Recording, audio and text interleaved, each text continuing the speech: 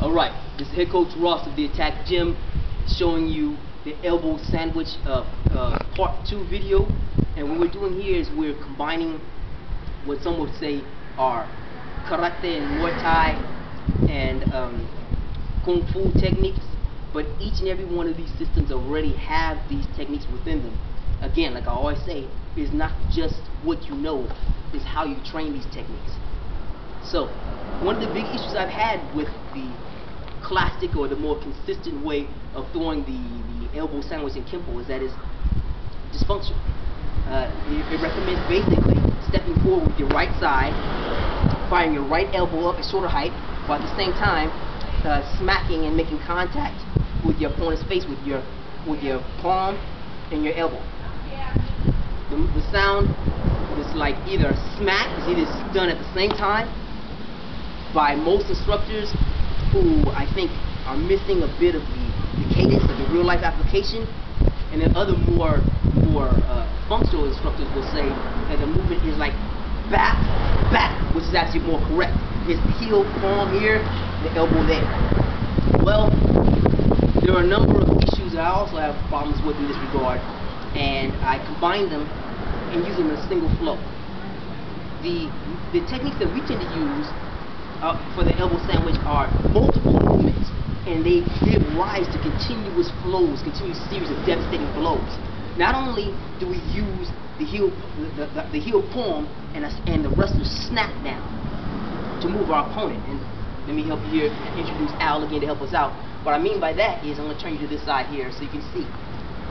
People are so enamored with the elbow that they forget the proper placement of their palm to actually make certain that the elbow bone itself protrudes properly, and they ignore the action with the right hand, or whatever the opposite hand is.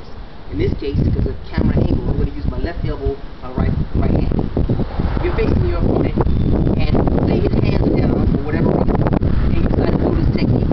I'm going to show you how to do his hands are up, which is much more realistic. Right now, I want you to see this, okay? What you're going to do is, you're going to explode forward, and as you explode forward, close the distance on him, okay? You're going to fire your elbow. Notice the whipping body mechanics. So fire the elbow into the side of his head, and then without stopping, you fire your elbow like you're trying to bring your elbow and your palm together, and then without stopping, you're going to snap his chin, and you're going to use his hand to snap him forward into the next strike. Whether it's going to be your elbow, the nose, the eye, the sternum, whatever, you're going to snap him forward into the next strike. This motion will then automatically allow you to hit this palm. This is something that many people miss. This palm snap backwards and expose the next target. So when you'll go here, bang like this here, bang like this, snap backwards again, and you immediately from here, point of origin, fire your elbow into whatever the next target is. I'm deliberately touching the neck here so that you guys can see it better. You're going here, boom, shoot back up, I release. This palm snap back and pull in here. I'm hitting the bottom of his chin. This is a knockout blow. Whoever you are, when you get hit, you hit somebody with this combination going to sleep, it only takes 5 pounds of pressure to put him out. You're hitting multiple, very exposed anatomical strikes, meaning that these areas are specific areas in the body that elicit a particular response no matter who you are, if you're human or not. I mean, if you're human, it will happen. If you're not, well, then you shouldn't fight them anyway. Alright? So, now, this is also what it looks like when someone's actually fighting you in real life and their hands are up, okay? Too many instructors will teach you that all you have to do is step forward and apply the heel, palm, and the elbow anyway. That's not going to happen in real life. Not only will you be striking back, even if you manage to get off first, you try to come here, he will instinctively block. See? He'll disrupt. Al has no training. He can still block because he's still fighting.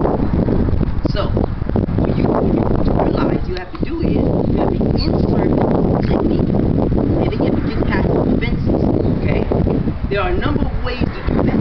Whatever stance he's in, whatever method of attack he chooses to utilize, it is incumbent upon you, and I have to emphasize this, it is incumbent upon you to apply your skill, to impose your skill upon his resistance.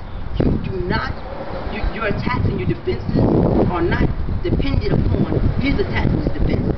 You may learn them initially in a given scenario, but that's not the purpose. You're supposed to develop your skill to impose it upon your opponent no matter what he does. Period. That's all. And that's what I'm going to show you right here. I'm going to show you how some of these principles go into action here. So, first thing you want to do is want to point out that you're not stuck to purely this plane of action, and you're not purely stuck to only the head as a target. You can hit anything with the elbow, okay? And if you continue with this flow of motion, you see all kind of other weapons open up for you. So if he's here, D'ing up, you're ready to scrap with you, okay? And if you want to get his hands down, or you just want to target him with your elbow sandwich, well, there's a number of ways you can do that. You can throw a front kick, chassé kick, the fake chassé snap to the roundhouse kick. You can step off, do a roundhouse kick in this leg right here, which is one of the things I do a lot. You guys saw me do this, last week, right, Romero? I'm going to use this one because the camera can see. So I trap here. See how it buckles his body weight right here? Well, a lot of people expect me to do this. That's not actually what I do. When I get here, first thing I do is let me turn you here. When I go to kick, he's here. I trap here. Notice that I'm not going around. I'm going through. I'm going that way. I'm not going here. I'm going just shooting at a diagonal angle toward his back leg, which forces him to buckle while I pull his arm. So when I'm here, I shot here. See, now that forces him to go back. See, that's what makes my point. Which makes this movement, this move I'm getting ready to do the key. I shoot hands forward, shoot an elbow here. Wham! Shit right here, and keep the motion going. Bam, down there. That's what I do. I also do it to the legs, to the arms. We do it off of sprawls and takedowns, off of clinches. If we were in close, he was grabbing onto me, grabbing onto me, trying to wrestle with me, whatever, right? You can do the elbow sandwich too. You don't have to always hit the head. What you're going to do is use this empty hand and use the attacks that you have there. This empty hand can be a hand sword. We'll use it just in a second here. When you go here, you don't have to just always go and grab the head. You got your hand sword, the collarbone. Let me turn you this way. Or whatever case it may be. When he's grabbing me here, and I'm trying to wrestle with him, he's trying to wrestle with me. He's a bigger dude than I am. I just take my hand, this hand, again, just hand sword his shoulder. Hand sword. As I do that, I'm going to snap this elbow forward and turn this way so you can see. I'm going to move you here, wrestling with him. There you go. Wrestling with him, I shoot his elbow. Shoot his elbow. Hand comes right down. Hand sword comes down. This is the elbow sandwich. And you can tell, I'm going to put my arm out. I'm not, of course, doing body protection to break his arm. It's right down here, you're making this right here. Big. You're making this right.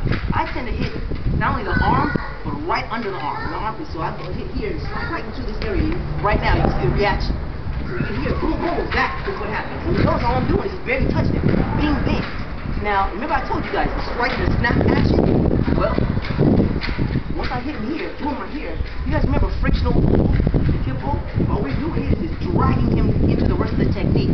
So I'll hit him here. Boom. And now I just drag him into that. Boom. You alright? Okay? In one motion. In one motion. And from here, as you guys saw me do last week, I was like dragging him into this right here, this trying to here. From here, my deal is to snap his head back, see my leg is, snap his head back and bring his body up with me. This gives me all of this. Boom! And that's how I finished the match last week. So, Mario, Edmund, Taylor, Antoine, Arena, that's what happened last week. Okay? This is just a quick little installment. I'm hoping that it opens up your mind. Remember, it is your responsibility to impose your skill upon your opponent, regardless of what his offensives are. You can do that if you train functionally. You can train realistically and functionally. It's not just